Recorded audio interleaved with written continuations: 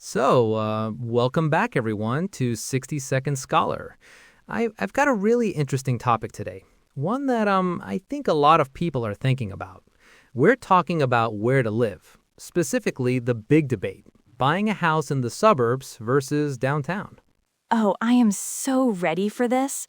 This is one of my favorite topics to talk about ever, because the answer is so obvious. I have a feeling we're not gonna agree. I'm firmly on Team Suburb. And I am 100% team downtown. All day, every day. Let's do this. All right, let me kick things off. For me, the number one reason for the suburbs is, well, it's space. Just pure, simple space. Space. Okay. Yeah, you get a yard, maybe a little garden. You have a garage for your car instead of fighting for street parking. The houses themselves are just bigger. You're not living in a box. And it's not just about square footage. It's about a different kind of breathing room. It's quieter. You can hear birds instead of, sirens all night. Right, the quiet argument. Exactly. And there's a sense of community, I think. You know your neighbors, you see them when you're getting the mail or walking the dog. There are block parties, kids playing in the street. It's just a different, maybe more relaxed pace of life. You're building relationships with the people around you in a way that feels more permanent. Plus, the schools are often a big draw for families. That's a huge factor. Okay, I hear you on all that, I really do. But you're missing the absolute best part of living downtown. And that's the energy, the convenience. It's everything. The energy, huh? What do you mean by that? I mean that you walk out your front door and you are in the world. You're not sealed off in your little bubble. There are 10 amazing coffee shops within a 5-minute walk. Restaurants, museums, theaters, parks. It's all right there. Okay, I see that. Walkability is a big plus for sure. It's huge. And think about this. No commute. Or a tiny commute. You can walk to work, bike to work. You save so much time and money by not being stuck in traffic for 2 hours every day. You don't even really need a car, which is just a massive expense gone. And it's not all just tiny shoebox apartments either. There are so many cool options now. You've got these amazing historic lofts with huge windows or sleek modern condos with incredible amenities like a gym or a rooftop pool. You're buying a lifestyle, not just 4 walls. A rooftop pool is nice, I'll give you that. But those amenities come with those condo fees we might talk about later. In the suburbs, my amenity is my own backyard. I can have a barbecue, I can put up a swing set. It's mine. It's private. No sharing the grill with Steve from 3B. Okay, fair point. But let's talk about the noise and privacy thing you mentioned earlier. Right. Living on top of thousands of other people, doesn't that get old? The lack of privacy? Oh, you totally get used to it. It just becomes the background noise of your life.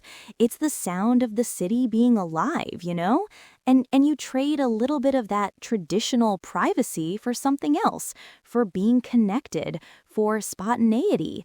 I can be walking home and see a new art gallery that just opened and just pop in.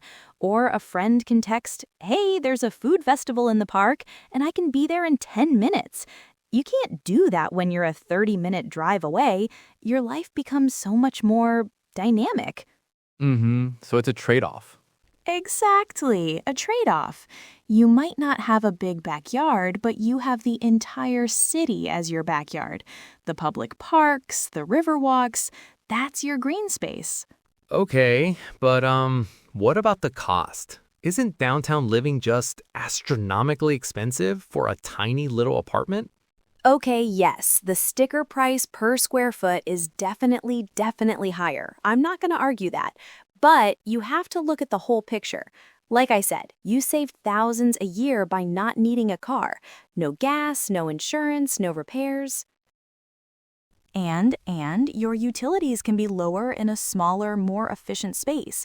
Plus, you're not spending money driving everywhere for entertainment. And honestly, think of the environmental aspect. Your carbon footprint is like way smaller. You're living a greener lifestyle just by default. You know what I mean? That's a good point, the green angle. But speaking of money, what about the actual investment? A single-family home in the suburbs with land, that feels like a more stable, long-term asset. You own the ground it's on. Oh, for sure. Owning land is great, but downtown real estate is an amazing investment too. The demand is always super high because they're not making any more downtown land, right? So values hold really, really well. Plus, you have a huge rental market if you ever decide to move. Okay, but with a condo, you've got condo fees, right? And they can go up, and you have to deal with a condo board.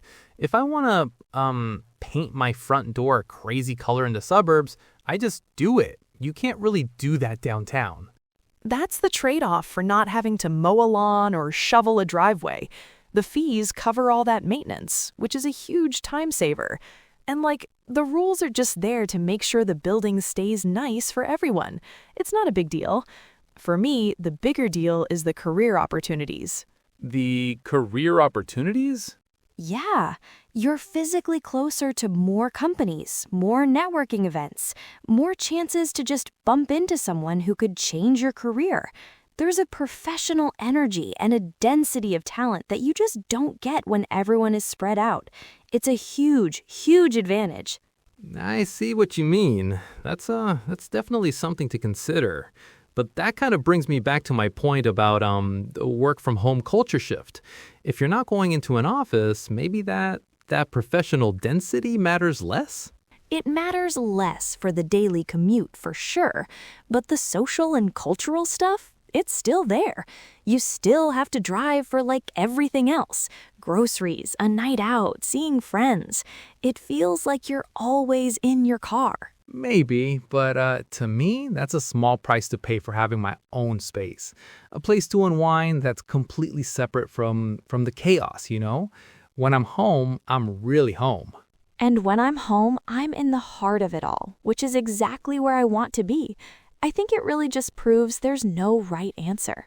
Yeah, you're probably right. It really boils down to what stage of life you're in and just what you value. It's a personality thing, maybe. Totally. It's all about personal priority.